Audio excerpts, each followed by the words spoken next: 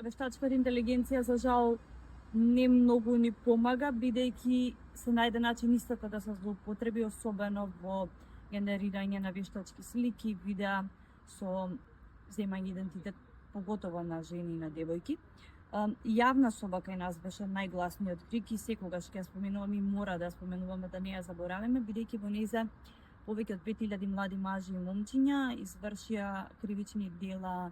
од областта на дигитално и родово базирано насилство врз повеќе од 14.000 жени и девојки, бидејќи толку слики и видеа беа споделени.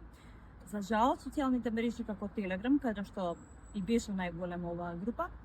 се уште не соработуваат со полициските органи и не дозволуваат решавање на овие случаи до крај. Фејсбук како социјална мрежа кај нас е она каде што пак најмногу се одвива говорот на омраза и тој го прави на повозрасно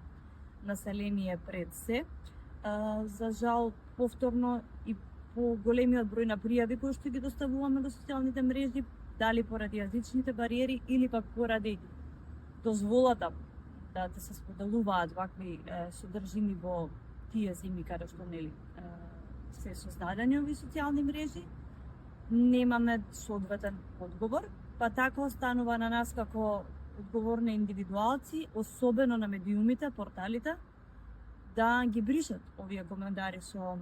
говор на омраза и да не дозволуваат тие да бидат местото каде што ќе